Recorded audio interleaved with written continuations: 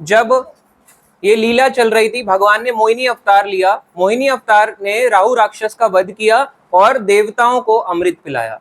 अब जब देवताओं को अमृत पिलाया तो असुरों ने कहा कि हम तो वंचित रह गए, हमें अमृत मिला ही नहीं, अब हमारा क्या होगा। तो उन्होंने लड़ाई छेड़नी चाहिए इस चीज के लिए। इस लड़ाई से पहले की लड़ाई शुरू ही होती, भगवान ने अमृत पिलाया, अपना विष्णु स्वरूप वापस धारण किया मोहिनी से और वापस गरुड़ पे बैठ के अपने धाम कुछ वापस चले गए। अब इतने में असुरों को गुस्सा आया, असुरों का क्रोध बढ़ गया और असुरों ने अटैक कर दिया देवताओं के ऊपर। तो देवताओं और इनकी असुरों के बीच में युद्ध शुरू हो गया। कहाँ पे? क्षीर सागर में। ये क्षीर सागर भगवान विष्णु, क्षीरोदक्षाई विष्णु का धाम है। तो ये लीला, ये लड़ाई जो चल रही है, यहाँ है ही नहीं पृथ्वी पे। इसलिए कई बार ये माइथोलॉजिकल लगता है कि ये तो नकली है, हम कैसे मान ले, ये पृथ्वी की चीजें यहाँ हो ही नहीं सकती, तो कैसे इस बात पे बिलीव कर लें कि यहाँ पे चीज हुई थी। तो जो भी ये लीलाएं हुई है, ये अर्थ से ऊपर हुई हैं।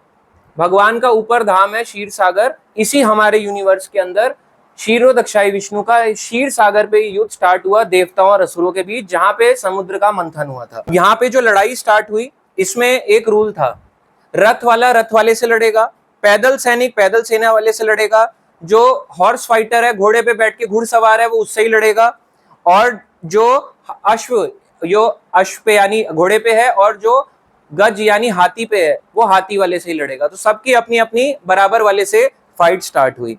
कुछ इसमें से जो योद्धा थे वो कुछ ऊंटों पे बैठे थे, कुछ शेर पे बैठे थे, कुछ बाघ पे बैठे थे, कुछ एलिफेंट पे बैठे थे, कुछ क्रोकोडाइल पे, कुछ गधों पे, कुछ लाल और सफेद मुंह वाले बंदरों पे, और इस तरह से सब अपने अपने वाहनों पे बैठ के आए और लड़ाइयां स्टार्ट हो गई। तो आप सोचोगे कि कैसे कैसे वाहन है इनके। हमने तो सोचा कोई अच्छी वाली गाड़ी होगी, प्लेन होगा, कोई बंदर पे आ रहा है, सुअर पे आ रहा है, कितने गरीब थे क्या और क्या। तो आप सोच के देखो, सबके अपने वाहन हैं और ये ऐसे वाहन की कुछ भी कर सकते हैं। कभी उड़ता शेर देखा है? बट इसमें है, इसलिए माइथोलॉजी लगता है सुनते हुए। भाई क्षीर सागर पे अभी बोला धरती पे लड़ाई नहीं हो रही, तो सोचो ऊपर के वहां पे प्लैनेट क्षीर सागर तक भी वो हाथी घोड़े बाघ तक को ले गए, बंदरों तक को ले गए वहां पे लड़ाने के लिए क्षीर सागर पे, उनके ऊपर बैठ के और अपनी तलवार भाले अलग अलग चीजों से लेके लड़ाई स्टार्ट करी। कुछ इसमें से पक्षियों पर बैठे हुए थे और दोनों की सेनाएं आमने सामने से इधर उधर, एक तरफ ऐसे एक तरफ यहाँ से आमने सामने आगे बढ़ रही थी। असुरों के जो राजा थे वो, उनके राजा थे बलि, यानी प्रहलाद के पोते, प्रहलाद के पुत्र विरोचन, विरोचन के पुत्र बलि, राजा बलि, बलि महाराज जिनको कहते हैं, जिन्होंने 3 पग भूमि भगवान वामन से मांगी। ये लीला बाद में हुई, पर अभी बलि प्रेजेंट थे। और एक तरफ से यहाँ पे जो है देवताओं के जो हेड थे वो थे इंद्र। ये जो इंद्र का नाम था, अभी वाले इंद्र का नाम है पुरंदर, जो पिछले वाले इंद्र थे उनका नाम था मंत्रद्रुम। इंद्र भी बदलता है। गणेश पोजीशन है, इंद्र पोजीशन है, चंद्र पोजीशन है, सूर्य पोजीशन है, लक्ष्मी भी एक पोजीशन है। ये हर अलग अलग लोग, जीव आत्मा देवताओं की योनि में जाके अलग अलग पोजीशंस को संभालते हैं। कल को अगर हम में से कोई इतना शक्तिशाली हो जाए तो उसको भी पोजीशन दे सकते हैं इंद्र और चंद्र बड़े बड़े देवता बनने की, अगर हमारे में इतनी कैपेबिलिटी, हमारे ऐसे कर्मा हो तो भगवान विष्णु हमारे को कुछ भी ये पोस्ट दे सकते हैं। राजा बलि जो थे अपने वायुयान में बैठ के आ रहे थे। इनके पास एयरप्लेन था, वायुयान, जिसका नाम था वे हायस। जैसे अलग अलग एयरलाइन होती है, इंडिगो, विस्तारा, एयर इंडिया, वैसे इनके प्लेन का नाम था वे हायस। वे हायस इनके उसका नाम था। ये बहुत सुंदर तरीके से डेकोरेट किया हुआ था, हथियारों से लेस था, और ऐसा था कि कभी आता, कभी दिखता, कभी गायब हो जाता, कभी दिखता, कभी गायब हो जाता। इसमें से एक सुंदर छाते के नीचे बैठे हुए थे। एक छाते के नीचे, बड़ा सा छाता, उसके नीचे, छत्र के नीचे बलि, राजा बलि बैठे हैं। इनके जो सैनिक हैं, इनके जो सेवादर हैं, वो बलि, राजा बलि पे, असुरों के राजा थे, उन पे ऐसे करके चावर से हवा कर रहे थे राजा बलि पे, और ये ऐसे लग रहे थे कि जैसे एक मून चलते हुए आ रहा हो। इनकी सेना एक मून के समान चलते हुए लग रही थी। इनके कई सारे असुर थे, शुंभ निकुंभ, अलग अलग प्रकार के इनके साथ असुर इनका साथ दे रहे थे। इन्होंने बहुत मेहनत करी थी अमृत को प्राप्त करने के लिए, इसलिए इन्होंने सोच लिया था कि हम देवताओं को नहीं छोड़ेंगे। आप बहुत मेहनत करो और आपको उसका फल ना मिले, या बहुत काम करो ऑफिस में सैलरी ना मिले तो लड़ाई तो करेंगे ना, वैसे इन्होंने बहुत काम किया बट इनको जो रिजल्ट चाहिए था रिजल्ट नहीं मिला था। और रिजल्ट क्या था? वो अमृत, अमृत था, अमृत नहीं मिला था। इन्होंने लड़ाई छेड़ दी, लड़ाई छेड़ने से पहले शंख बजाया, एक ध्वनि बजाई कि हम लड़ाई की उद्घोषणा करते हैं। आजकल की जो लड़ाइयां होती हैं उसमें शंख तो छोड़ो, इंडिकेशन भी नहीं दिया जाता, चोरी छुपे बस गोली मारी जाती है। तो आप सोच सकते हो कितनी कायरों की लड़ाई होती है। पहले ओपन चैलेंज दिया जाता था, ओपन चैलेंज, ओपन फाइट्स की जाती थी। तो असुर लोग कायर नहीं थे, असुर ओपन फाइट, ओपन चैलेंज करते थे शंख बजा के कि हम लड़ने आ रहे हैं। अब जब ये लड़ाई, जब ये स्टार्ट होने ही वाली थी तो इंद्र के यहाँ पे नाम बताया गया मंत्रदुम या फिर बलभीत, दोनों नाम दोनों इंद्र के ही नाम है। इंद्र को ये देख के इंद्र क्रोधित हुए। इंद्र अपने एक तरफ से ऐरावत हाथी पे आए, इधर से राजा बलि अपने विमान पे आ रहे, इंद्र ऐरावत हाथी पे आए।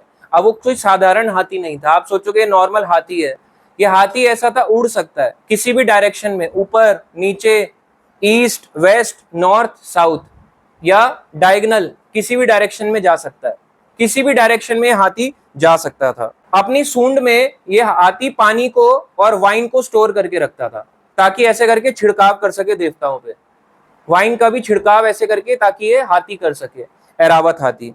और इंद्र जो था उनकी फौज ऐसी लग रही थी कि जैसे सूर्य आ रहा हो, एक तरफ से चंद्रमा और एक तरफ से सूर्य, ऐसे लग रहा था दोनों लड़ाई आ रही हो। कभी आपने लड़ाई करते हुए देखा होगा तो दो ही कलर दिखाई जाते हैं, ब्लैक एंड व्हाइट। व्हाइट अच्छे लोगों को दे दिया जाता है, ब्लैक गंदे लोगों को दे दिया जाता है, आमतौर पे ऐसे ही होता है, ब्लैक बुरे व्हाइट अच्छे, या फिर येलोइश अच्छे और ब्लैकिश जो थोड़े बुरे। ऐसे ही देखो ये कलर कहां से आया, ये कॉम्बिनेशन ऐसे ही आया। भागवतम कहता है कि राजा बलि मून के समान और इंद्र सूर्य के समान, ये लाइट लग रहे थे अंधेरे जैसे, और आपस में क्षीर सागर में फाइट के लिए आगे आगे बढ़े, दूसरे को क्रिटिसाइज किया, कटु वचन बोले और युद्ध स्टार्ट हो गया। पेयरों में युद्ध चल रहा था। अब आपको बताते हैं कौन किससे युद्ध कर रहा था। राजा बलि इंद्र से युद्ध कर रहे थे, कार्तिकेय ताड़कासुर से युद्ध कर रहे थे, वरुण जो थे हेती से और उनके मित्र प्रहेती से, यमराज कालनाभ से, अलग अलग युद्ध कर रहे हैं। विश्वकर्मा देवताओं के जो इंजीनियर हैं ये मय दानव से युद्ध कर रहे थे, क्योंकि विश्वकर्मा जैसे बनाया करते थे, देवताओं की आर्किटेक्चर किया करते थे, वैसी मय दानव माया की नगरी का निर्माण किया करते थे। तो अष्टा एक देवता है, ये शंबर से, सूर्य देव विरोचन से, यानी बलि के पिता से लड़ने लगे, हर कोई एक दूसरे से लड़े जा रहा था। शिवजी ने जंब से और विभावसु ने महिषासुर से युद्ध किया। शिवजी भी आए इस युद्ध में, ऐसा नहीं था कि वो देख रहे थे या लड़ाई में मौजूद नहीं थे, शिवजी भी मौजूद आए, जबकि शिवजी को कोई मार भी नहीं सकता, फिर भी वो इस युद्ध में मौजूद थे, जंब से फाइट कर रहे थे। विभावसु ने महिषासुर से युद्ध किया। कामदेव ने मातृका देवियों से, तो लेडीज भी प्रेजेंट थी, लेडीज भी इस युद्ध में प्रेजेंट थी, आपको बता दें, कोई सोचे कि नहीं था। दुर्मुष ने कामदेव से, उत्कल मातृका नामक देवियों से, बृहस्पति ने शुक्राचार्य से और शनि देव ने नरकासुर से, सबके बीच में युद्ध चल रहा है आपस में।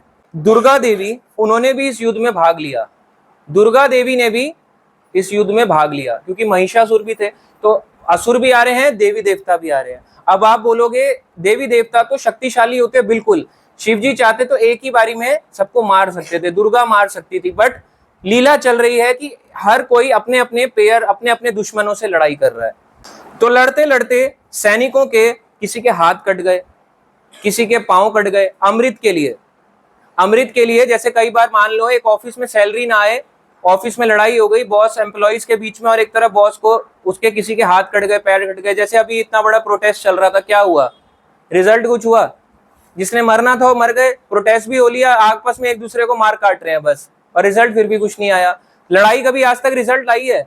कभी युद्ध आज तक कभी रिजल्ट लाया? कभी नहीं लाया, कभी रिजल्ट नहीं लाया। अगर भगवान युद्ध करते हैं तो रिजल्ट आता है, जीव युद्ध करता है तो कभी रिजल्ट नहीं आता, किसी भी प्रकार का रिजल्ट नहीं आता। कितना भी बड़ा युद्ध रचा लो, इनके हाथ पैर कटते हुए चले गए, किसी का सर कट गया, और अलग अलग जगहों पे ये लोग गिरे हुए थे। आकाश में धूल उड़ने लगी, धूल, जैसे लड़ाई होती है तो धूल उड़ने लगी, और रक्त, खून ऐसे करके चारों तरफ उसकी बौछार होने लगी, जिससे धूल हट रही थी। चारों तरफ खून ही खून, देवताओं और असुरों का। कुछ ऐसे योद्धा थे जिनके सर कट गए थे, ऐसे असुर थे जिनके सर कट गए, सर कट के जमीन पे गिर गया और वो कटे हुए सर से भी घूर रहा था। इतने क्रोध में थे कि कटे हुए सर से भी वो देवताओं को घूर रहे थे, और उस कटे हुए सर से भी इनको ये था, ये सब प्रेत बन गए। इन कटे हुए सरों से भी इनको ऐसे प्रदान थी शक्तियां कि इन्होंने अपने बाकी का सर उगाना शुरू कर दिया, प्रेत शरीर, बाकी का शरीर उगाना शुरू कर दिया, और दोबारा से हाथ में भाला बर्छी वगैरह लेके दोबारा से युद्ध के लिए दौड़ पड़े।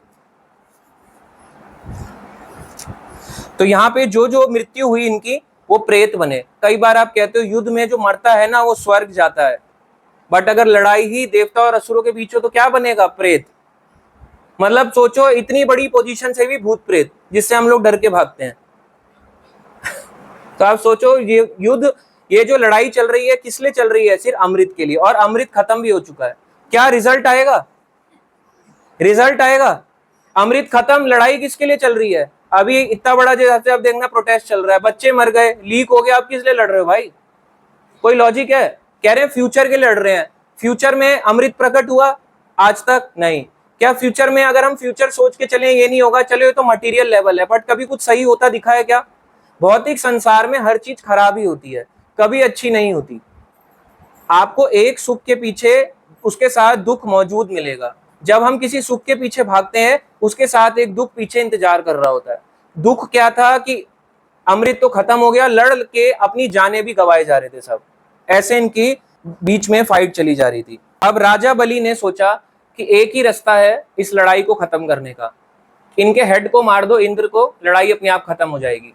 तो राजा बलि ने कई तरह से अटैक करने की कोशिश करी इंद्र पे, पर इंद्र के पास शक्तिशाली था, अमृत भी पी लिया था और उसके पास वज्र था। तो इंद्र ने उसके सारे जितने भी हथियार है राजा बलि के, उनको डिस्ट्रॉय कर दिया। अब राजा बलि के पास एक आसुरी माया शक्ति थी। ये क्या करता कि कभी प्रकट होता, कभी गायब होता, कभी दिख जाता। असुर होते ना, ऐसे हंसते और ऐसे करके गायब हो जाते। टीवी में देखा है, आवाज आती है टिडिंग टिडिंग टिडिंग और गायब हो जाते हैं, फिर एकदम से आते हैं, इधर दिखाई देता है, टिडिंग टिडिंग टिडिंग, गायब हो जाते हैं, फिर इधर दिखाई देता है। तो ये कहां से आ रहा है? यहाँ से आ रहा है। ये सब यहाँ से पढ़ाई आती है। तो ये जो आप देखते हो अलग अलग चीजों की, ये असुर ऐसे करते हैं। आज के टाइम भी आप देखोगे, छलिया जो होता है, राजा बलि ने छलना शुरू किया इन लोगों को। जब राजा बलि इनके पकड़ में नहीं आए, तो राजा बलि ने देवताओं की सेना के ऊपर एक बड़ा सा पहाड़ को प्रकट कर दिया। एक बड़ा सा पहाड़ प्रकट किया, और उस पहाड़ से जलते हुए वृक्ष पहाड़ से गिरने लगे, पेड़ जलते हुए गिरने लगे देवताओं पे। देवताओं पे जलते हुए पेड़ फेंकने लगा, पहाड़ से जलते हुए पेड़ गिराने लगा। और कुल्हाड़ी जैसे पत्थर, जैसे कुल्हाड़ी होती है ना, उसके आगे लोहा लगा होता है, इतना नुकीले पत्थर, नुकीले पत्थरों की वर्षा होने लगी ऊपर पहाड़ से। ऊपर पहाड़ है, नीचे देवता है, क्षीर सागर पे लड़ाई चल रही है, उनपे वृक्ष और उनपे पत्थर गिर रहे हैं।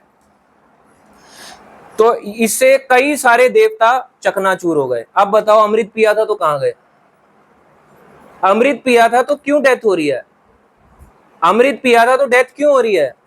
अब आपको समझ में आया? कोई भी संसार में अमर नहीं है। अमर का मतलब है केवल लंबी आयु, कितनी हमें भी नहीं पता, बस यही है। इसका कोई यह नहीं है कि वो जीता रहेगा, सालों साल जीता रहेगा।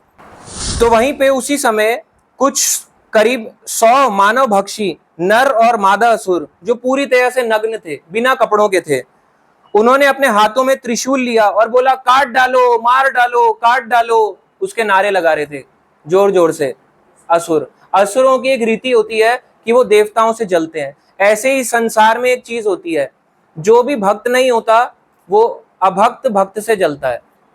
जो श्रद्धालु नहीं होता, वो श्रद्धालु व्यक्ति जो मंदिर जाता है उससे जलता है। अरे पागल है, ये सब कर रहा है, ढोंग है, बेकार चीजें हैं, गंदी बात है, ये नहीं करना चाहिए। अगर आप कुछ भक्ति करोगे, अभक्त आपको मंदिर जाने से रोकेगा। उल्टा होता है इस संसार में। ऐसे ही जो असुर हैं वो हमेशा जलते हैं देवताओं से। तो असुरों ने कहा, काट डालो, मार डालो, नारे लगा रहे थे जोर जोर से। वायु जो है, हवा से जलते कोयलों के अंगारे बरसने लगे। देवताओं को इतनी यातनाएं दे रहे थे असुर कि हवा में जलते हुए कोयले उनकी स्किन पे आके लग रहे थे। अब बताओ, अमृत पी के ये हो रहा है, अमृत पी के ये हो रहा है। कोई भी चीज अगर हम चाहेंगे, जरूरी नहीं है उसका आउटकम अच्छा ही आए। जरूरी नहीं है हर बार उसका आउटकम अच्छा ही आए। अब यहाँ पे देवताओं को कष्ट सहने को मिल रहा है। हवा के प्रचंड से समुद्री लहरें उठी, एक भंवर आया और बाढ़ में कई देवताओं को डुबा के ले गया। इतना भयानक वहां पे चल रहा था। तब देवताओं ने हार मान ली कि अब बस, अब हम नहीं लड़ पाएंगे और हम थक गए हैं, अपनी शक्तिहीन होने लगे। अब देवता लोग क्या करते हैं कि जब शक्तिहीन या हारने लगो, एक ही रास्ता है, भगवान से प्रार्थना करनी चाहिए। अब इन्होंने अपना मन भगवान की ओर केंद्रित किया। ऐसे ही जब हम परेशान हो क्या करना चाहिए? मन भगवान को दे देना चाहिए। पर हम मन दे पाते हैं? इसलिए हम क्या करते हैं मन को कंट्रोल करने के लिए? मंत्र। जो मन को तार दे वो मंत्र। और वो मंत्र क्या होता है? जो भगवान कृष्ण का, राम का या विष्णु का मंत्र हो। समझ में आया? तो मंत्र को, मन को तारने वाला मंत्र कहलाया। कोई भी मंत्र जपोगे नहीं तरे जाएगा। आजकल बहुत से मंत्र भी हैं। ऐसे भी गुरुजी बैठे हैं आजकल कि वो अभी 11 साल की 12 साल की जेल काट के आए, अपने पैर ऐसे करके अपनी यूं गद्दी में बैठे हैं, अपना आगे लगा रहे हैं और यूं उसके ऊपर ना वो चेयरें चल रही हैं ऐसे करके, एस्केलेटर की तरह वो चल रहा है, लोग उस पे आ रहे हैं और अपने बस सबने सर ऐसे लगाए हुए। 11 साल 12 साल की जेल के बाद लोग उनके पैसे पैसे पैर छू रहे हैं और वो भी मंत्र देते हैं। ये हो गए तुम पार हो गए इस संसार से, बस लीन हो गए तुम भी ब्रह्मलीन। ऐसे बहुत से संसार में गुरु प्रेजेंट है जो जेल से आते हैं और जेल के बाद भी लोग उनको जेल में जाने के बहुत बोलते हैं हमारे भगवान जेल में है।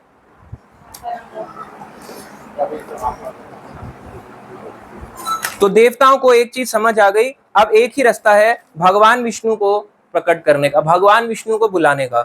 ना तत् प्रतिविधम यत्र विदु इंद्र आदया नृप ध्यायता प्रादुर्भूत तत्र भगवान विश्व भावना। जब देवताओं ने असुरों के कार्यों का निवारण कर पाने का कोई उपाय नहीं सूझा, जब उनको सोच समझ आ गया कि अब कोई उपाय नहीं है, एक ही उपाय है, तो उन्होंने क्या किया? ध्यायता प्रादुर्भूत तत्र। ध्यायता का मतलब ध्यान, प्रादुर्भूत का मतलब है प्रकट हुए। ध्यान लगाया तो भगवान प्रकट हुए वहां पे। कौन? भगवान विश्व भावना। विश्व के भगवान प्रकट हुए, यानी भगवान विष्णु प्रकट हुए। कब? जब भगवान विष्णु का ध्यान करा। तो ध्यान करना पड़ेगा, अपने आप प्रकट नहीं होंगे। आप सोचो कि ध्यान कैसे करते हैं? बस ऐसे आंख बंद करो और ध्यान करो, भगवान मेरे आगे प्रकट हो जाएंगे। मैं परेशान हूं, ऐसे करो और बस प्रकट हो गए भगवान। ऐसे नहीं प्रकट होते। भगवान प्रकट होते हैं सतयुग में ध्यान से, त्रेता युग में यज्ञ से, द्वापर युग में भगवान की सेवा, विग्रह सेवा से, और कलयुग में भगवान के नाम से। जब आप दुखी हो, जब आपको कष्ट लगे, भगवान का मुंह से नाम लेना चाहिए। प्रॉब्लम पता क्या है? जब हम कष्ट होते हैं तभी भगवान का नाम नहीं लेते। सबसे बड़ी प्रॉब्लम ये है। अगर जब जब आप प्रार्थना करते हो या मुंह पे भगवान का नाम होता है तो हमारे कष्ट धीरे धीरे करके दूर होने लगते हैं। ये प्रैक्टिकली पॉसिबल है। मैं आपको बताता हूं कैसे। सबसे ज्यादा जो पावरफुल होता है इस संसार में वो क्या होता है? वाणी। जो बोला जाता है ना वो सबसे पावरफुल होता है। भगवान का नाम कुछ भी बोला गया उस सब चीज को भुला सकता है केवल वाणी। भगवान की जो वाणी है, जो मंत्र है, भगवान का जब नाम लिया जाता है मुंह से, सारे बैड थॉट, जितनी प्रॉब्लम्स है धीरे धीरे जाती हैं। इसलिए हम मंत्र जाप करते हैं, भगवान को याद करते हैं। जब हम भगवान को याद करते हैं तो हमारे माइंड धीरे धीरे करके क्लियर होता है, साफ होता है। अगर हम ये भी छोड़ देंगे ना इसका सहारा, तो आप देखना जो कर रहा है ना वो एक बारी छोड़ के देखो, तब पता चलेगा कि छोटी छोटी सिचुएशन में भी जो डील कर पाता था उतना भी डील नहीं कर पाएगा। शक्ति खत्म हो जाएगी, बुद्धि खत्म हो जाएगी, कैसे डील करूं। इसलिए जब परेशान हो तब भगवान का नाम लेना चाहिए। क्या करना चाहिए? भगवान का नाम लेना चाहिए। और क्या है भगवान का नाम? अलग अलग नाम है भगवान के, कई नाम है, कई मंत्र है। आप श्लोक भी बोल सकते हो, चाहे गीता का हो, भागवतम का हो। किसी को आता है? सोचो, हमारे कलयुग में इतनी बुद्धि भी नहीं कि हम श्लोक को याद कर सकें। इसलिए कलयुग में भगवान ने अपना ही मंत्र दिया जो ऑलरेडी सब जगह प्रेजेंट भी है, और वही मंत्र है हरे कृष्णा कृष्णा कृष्णा हरे हरे, हरे राम राम राम हरे हरे। इसलिए जब प्रॉब्लम आती है तो भगवान का नाम लिया जाता है। इसलिए कहते हैं वाई वरी चैंट हरि। तो क्यों परेशान हो? हरि का नाम लो। हरि का नाम लेने से सारी प्रॉब्लम्स दूर हो जाती हैं। किसी की जल्दी, किसी की देर में, पर प्रॉब्लम दूर होती ही होती हैं। सारी जितनी भी संसार की प्रॉब्लम है, समस्याएं हैं, वो दूर कर सकते हैं भगवान अपने नाम से। तो जब इन्होंने भगवान का ध्यान किया, भगवान विष्णु गरुड़ पे बैठ के आए, लक्ष्मी जी के साथ, उनकी टांगे ऐसे गरुड़ के ऊपर थी, लक्ष्मी इनके साथ बैठी थी, अपना सुदर्शन चक्र धारण किया हुआ था, गले में ऐसे करके लंबी सी वैजंती माला पहनी थी, कौस्तुभ मणि लगा हुआ था, पीले रंग की धोती पहनी थी, कुंडल पहने हुए थे, बड़ा सा मुकुट था, और श्याम रंग के भगवान विष्णु वहां पे 8 भुजाओं वाले भगवान विष्णु प्रकट हुए। 4 नहीं थे, यहाँ 8 थे। तो भगवान कभी 4 हाथ भी ले सकते हैं, 8 भी ले सकते हैं, 10 भी ले सकते हैं, 1000 भी ले सकते हैं।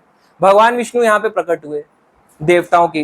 तो भगवान विष्णु को यहाँ पे कहा गया, भगवान ऐसे ही प्रकट होते हैं जब कोई सपना आता है, सपने में हम कोई बुरी चीज देखते हैं, ऐसा हो गया मेरे साथ, और एकदम से सच में उठते हैं तो देखते हैं कुछ भी नहीं हुआ था, कुछ हुआ था क्या रियल में। ऐसे भगवान चुटकियों में साफ कर सकते हैं चीजों को, पता भी नहीं लगेगा, सपने की तरह सारी प्रॉब्लम्स चली जाएंगी, कुछ भी प्रॉब्लम हो, पर भगवान को याद करने से। सच बताना, अपने लाइफ में हम कितना दिन बैठ के भगवान को याद करते हैं। चैंट करते हुए हम ऐसे होते हैं, ऐसे, और यहाँ पे ऐसे। तो आप खुद बताओ, याद कहाँ कर रहे हैं? याद कर रहे हैं पर ढंग से नहीं कर रहे। अच्छा, मैं अगर बोलूं एग्जाम्पल, मैं एक लड़की की याद में खोया हुआ हूं, और मैं यहाँ पे फोन एक तरफ मेरा यहाँ भी चला रहा हूँ, कुछ और भी कर रहा हूँ, तो याद तो नहीं खोया हुआ। रियलिटी है, इस संसार में कोई किसी की चीज में नहीं खोया हुआ। मगर जिस दिन हम भगवान के इस रिमेम्बरेंस, भगवान के चिंतन में खो जाएंगे ना, उस दिन हमारे को सब चीजें फीकी लगने लगेंगी। खराब नहीं, फीकी। खराब का मतलब पता है क्या होता है? नकार देना। एक एग्जाम्पल देता हूं आपको, बहुत अच्छा एग्जाम्पल है। एक बार ना प्रभुपाद जी के गुरु थे, जो इस्कॉन के फाउंडर है, उनके गुरु भक्ति सिद्धांत सरस्वती ठाकुर। सच बात है, ये सच घटना है, ध्यान से सुनना। उनके एक शिष्य थे, मुझे उनका महाराज का नाम ध्यान नहीं आ रहा, वन महाराज करके शायद उनका नाम था। तो प्रभुपाद जी के शिष्य थे, प्रभुपाद जी के गुरु थे भक्ति सिद्धांत सरस्वती ठाकुर।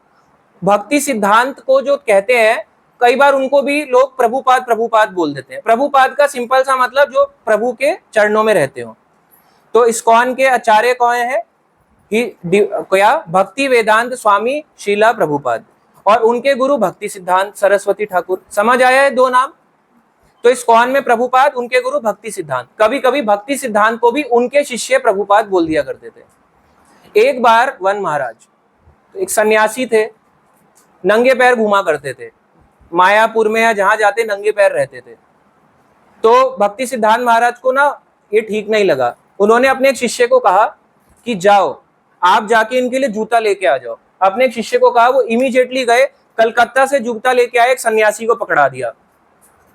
देखो, मैं आपको सच बात बता रहा हूं, कई लोग आर्ग्यू करते हैं, हम क्यों माने, हम नहीं मानते, गुरुजी की फालतू है, इनको कुछ नहीं आता। सच बात है। प्रॉब्लमैटिक देखो, प्रॉब्लम आप किस नजरिए से सोच रहे हो, वो किस नजरिए से सोच रहा है, समझो। भक्ति सिद्धांत सरस्वती ठाकुर ने कहा इनके लिए जूता लेके आओ, कह रहे मैं नहीं देख सकता इनको। जूता लेके आए, कलकत्ता से अच्छा सा जूता खरीद के उनको दे दिया, उन्होंने पहना। और उन्हें पता है क्या बोला अपने शिष्य को, जो कि ऑलरेडी एक सन्यासी था। प्रभुपाद के गुरु भक्ति सिद्धांत सरस्वती ठाकुर ने अपने शिष्य, जिनका नाम था वन महाराज, सन्यासी थे, उनको बोला कि अब तुम्हें पता चल गया असली वैराग क्या है।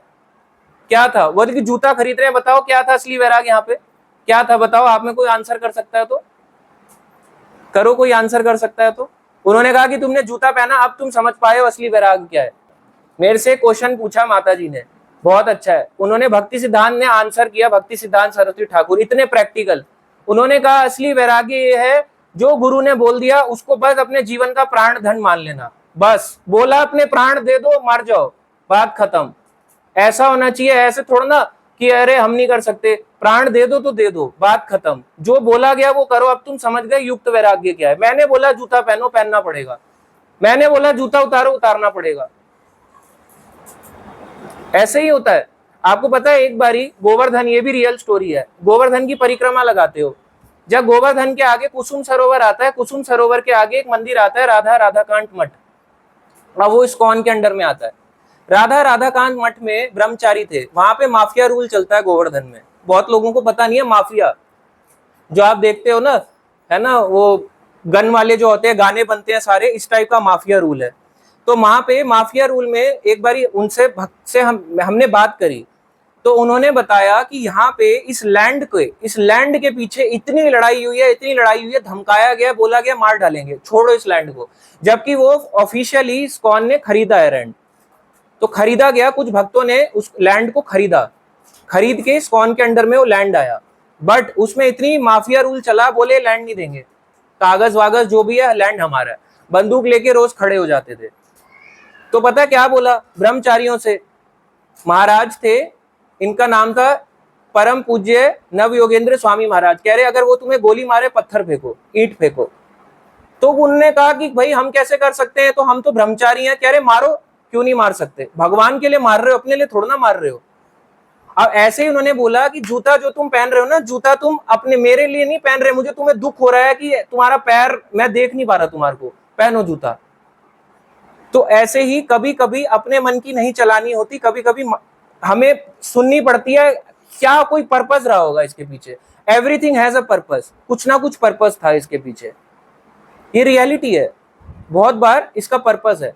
मैं आपको बताता हूँ, बहुत सी ऐसी चीजें हुई हैं, मैं जब था, मैं अभी मतलब था क्या हुई, मैं भी ऐसी कोई चीज होती है, जैसे कोई कुछ बोलता है, देखो हम ये नहीं कह रहे कि गलत चीज का साथ नहीं देना, बट जब कुछ वो होता है, जैसे कुछ चीजें ऐसी होती हैं कि कभी कभी ना चाहते हुए भी व्यक्ति को उस चीज में इन्वॉल्वमेंट करनी पड़ती है, एक आधी बार, क्यों, हायर अथॉरिटी किसी के कहने, अपने गुरु परंपरा के कहने के अकॉर्डिंगली करना पड़ता है मजबूरन। तो ऐसे कई लोग करते हुए आपको दिखाई देंगे, बट वो गलत नहीं होते, कभी कभी किसी कारणवश करना पड़ता है, हमें नहीं पता कि हम उस परिस्थिति में क्या है, ये रियलिटी है। बट इसमें फिर वही बात आती है कि गलत होता है, अगर गलत कोई व्यक्ति कर रहा है तो तुम ये नहीं कह सकते हाँ ये हायर अथॉरिटी ने कहा है तो गलत करो, बहुत अच्छा कर रहे हो, मतलब कई बार परिस्थिति ऐसी होती ही है। तो मेरा कहने का मतलब असली वैराग्य वो है जो बोला जाए, गुरु द्वारा बोला जाए। ऐसे ही जो भगवान ने बोला देवताओं को, क्या कहा यहाँ पे, भगवान ने देवताओं के लिए कहा कि जब भगवान यहाँ पे प्रकट होते हैं तो सारी प्रॉब्लम्स दूर हो जाती हैं, सारे कष्ट का निवारण हो जाता है। कभी कभी हमें ऐसा लगता है कि ये प्रॉब्लम हम अपने हैंड से नहीं, अपने हाथ से नहीं कर सकते, बट जो भगवान करे वही करना चाहिए। तो ऐसे ही देवताओं को लड़वाने के लिए यहाँ पे भगवान प्रोत्साहन दे रहे थे कि लड़ो लड़ो लड़ो लड़ो।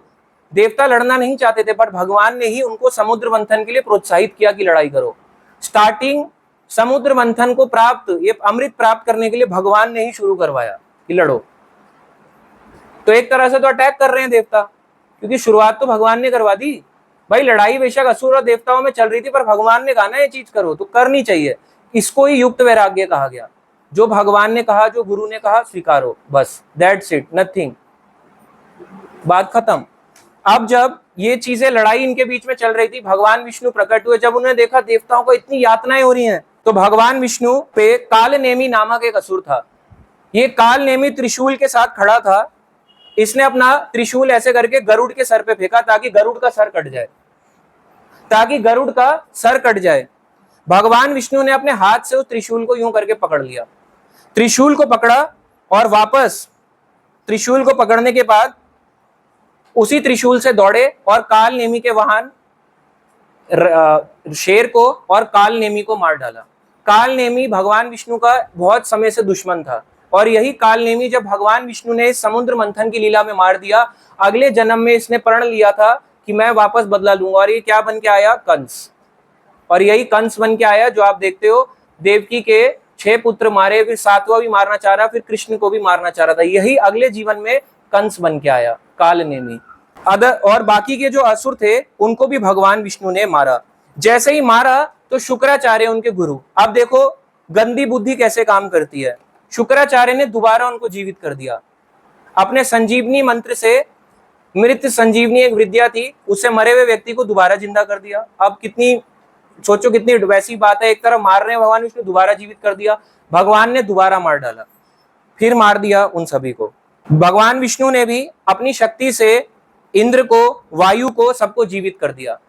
सोचो इंद्र भी लड़ाई में मर गया था, जब बलि ने इंद्र ने क्या पिया था, अमृत, देवताओं ने अमृत पिया था, फिर भी देवता मरने लगे थे।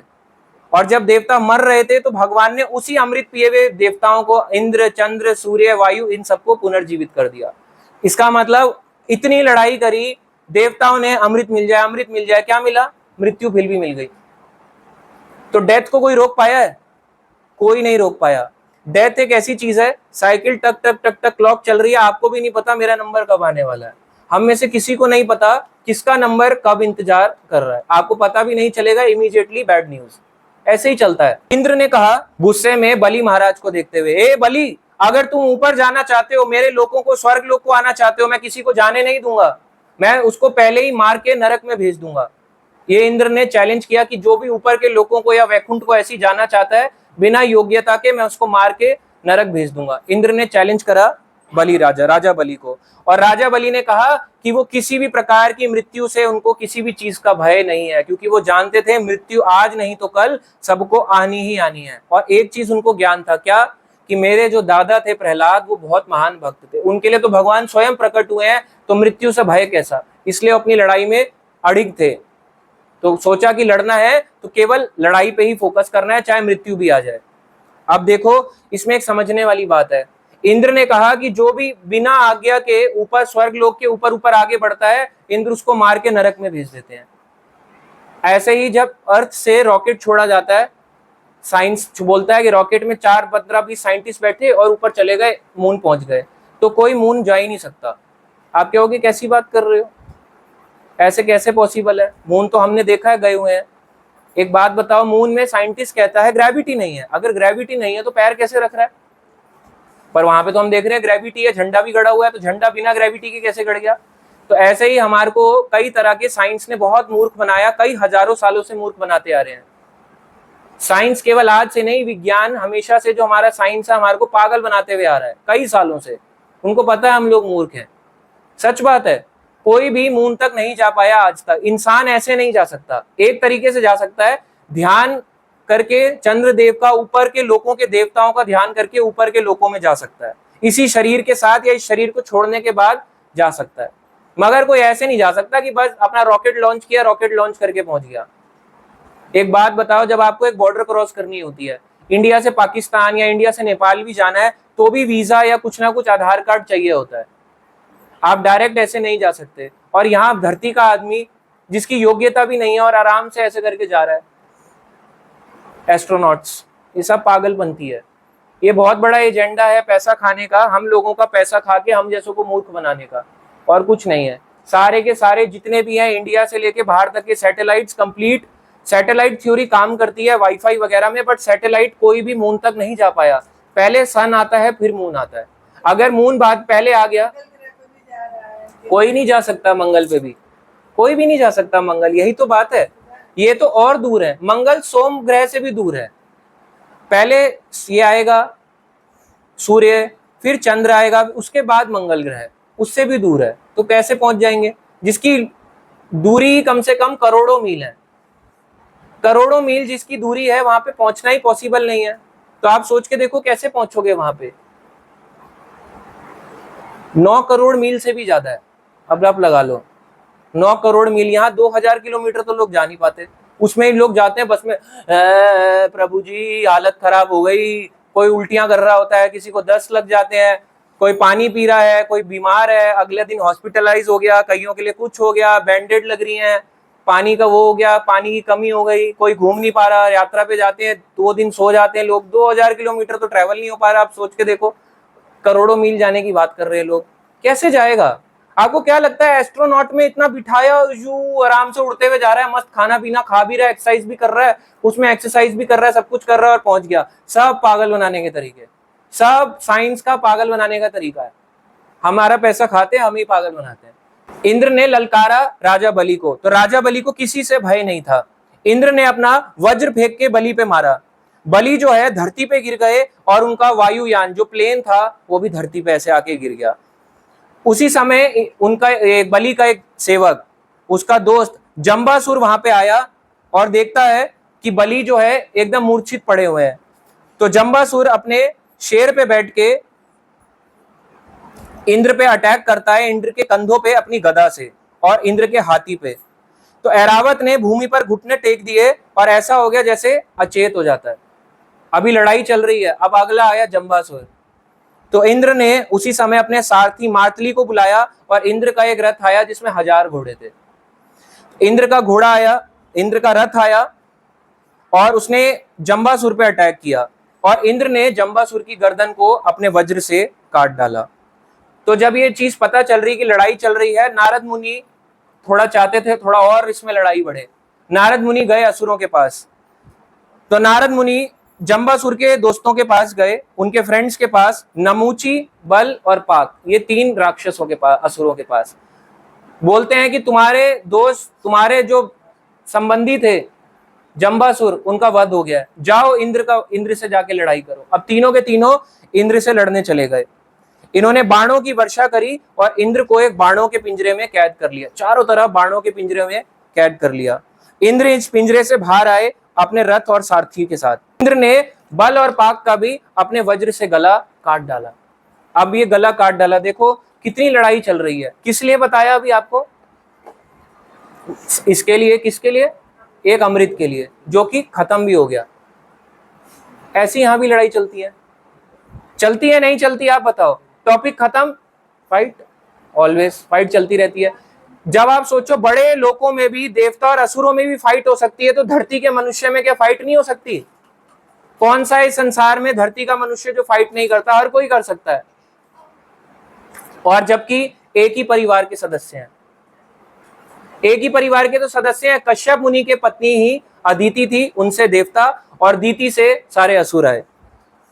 इंद्र ने नमूची पर भी जो बल पाक थे उनको मार दिया, जंबासुर के संबंधियों को। अब नमूची पे अपना वज्र फेंकते हैं, बट जब वज्र फेंका तो उसके चमड़ी तक को भी भेद नहीं पाया।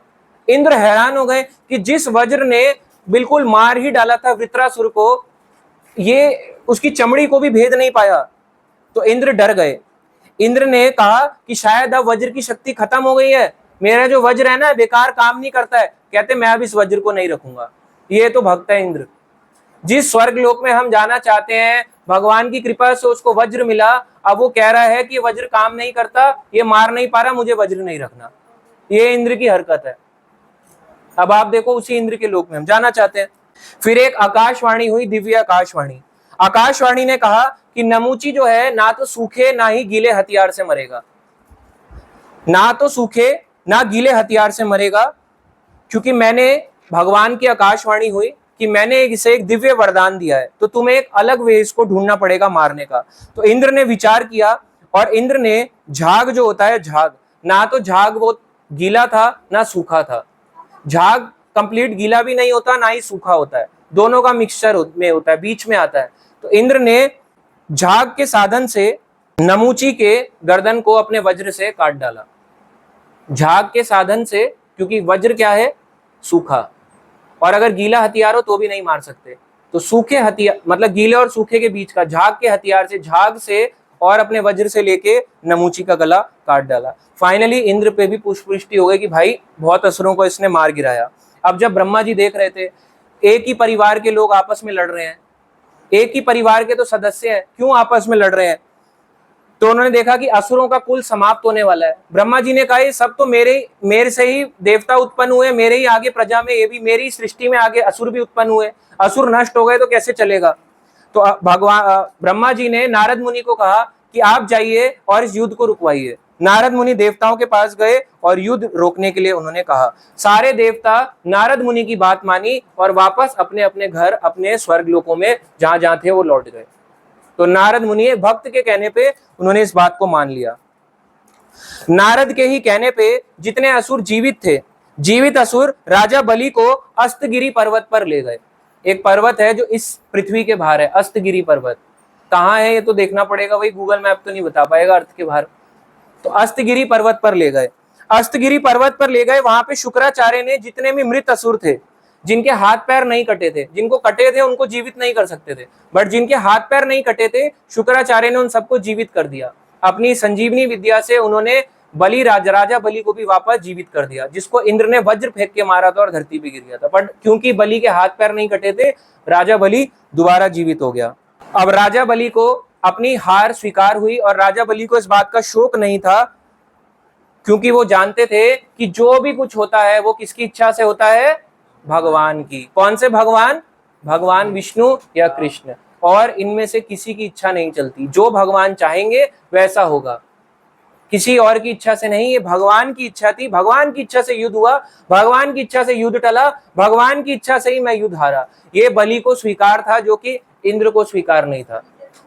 और इस प्रकार से समुद्र मंथन की जो लीला थी, इसमें देवताओं को तो अमृत का भाग मिल गया, मगर असुर इससे वंचित रह गए। मगर बिना उसके मिले भी आपने देखा कि उन्होंने अमृत पिए हुए असुरों, अमृत पिए हुए देवताओं को भी कुचल डाला और मार डाला था। जलते हुए पेड़ों से, जलती भी अग्नि से, हवा में अग्नि से, कोयले जैसी अग्नि से उनको मार डाला। तो आप सोच सकते हो कि असुर जो होता है कोई ना कोई तरकीब बनाता रहता है कि देवताओं को भगवान की भक्ति से दूर करे या उनको मारे। ऐसे ही आज के टाइम पे असुर लोग होते हैं, जो अच्छा काम करता है उनको दूर करेंगे। भगवान ऐसे, भगवान गंदे, गलत गलत बातें बोलेंगे उनके लिए। सारे लोग गलत समाज में नहीं होते, तो ये लोग असुर स्वभाव के होते हैं। तो ये थी कथा कि कैसे देवताओं और असुरों के बीच में ये संग्राम हुआ, और इस संग्राम के विजेता कौन हुए? देवता। देवताओं को ही अमृत मिला और देवताओं को ही क्या मिला? विजय मिली। इससे एक चीज समझ आती है, जो आप भगवत गीता में पढ़ते हो, क्या? परित्राणाय साधु नाम। साधु यहाँ पे कौन थे? देवता। विनाशाय च दुष्कृताम। विनाश किसका करा? दुष्टों का। दुष्ट कौन थे यहाँ पे? असुर। धर्म संस्थापना अनर्थाय संभवामि युगे युगे। हर युग में जब जब धर्म की हानि होती है, असुरों का संहार कर, पहले मैं अपने भक्तों के लिए आता हूं, असुरों को मारता हूं और धर्म की पुनः स्थापना करता हूं। तो भगवान ने दोबारा से यहाँ पे धर्म की पुनः स्थापना करी और देवताओं को उनकी पोजीशन को वापस दिलवाया। बट भगवान ने एक कृपा कर दी जो कि किसी को यहाँ पे पता नहीं थी। राजा बलि को दोबारा से जीवित कर दिया, क्योंकि भगवान चाहते थे अगली बार जब ये युद्ध होगा तो मैं बलि का साइड लेके राजा बलि को पूर्ण समर्पण करवाऊंगा, कंप्लीट दान में लूंगा और उनके लिए भगवान वामन के रूप में प्रकट होऊंगा। तो ये समुद्र मंथन लीला से ही सारा का सारा लिंक करता है। यहीं पे आपने सुना, यहीं से काल नेमी जो मरा था वो अगले जीवन में कृष्ण के मामा बन के आए। इन्हीं भगवान विष्णु जब कृष्ण अवतार लिया तो उनके मामा बन के आए। तो ये थी ये कंप्लीट लीला जो आज की थी, देवता और असुरों के बीच में युद्ध समुद्र मंथन लीला के बाद। तो ये था आज की कथा। हरे कृष्णा।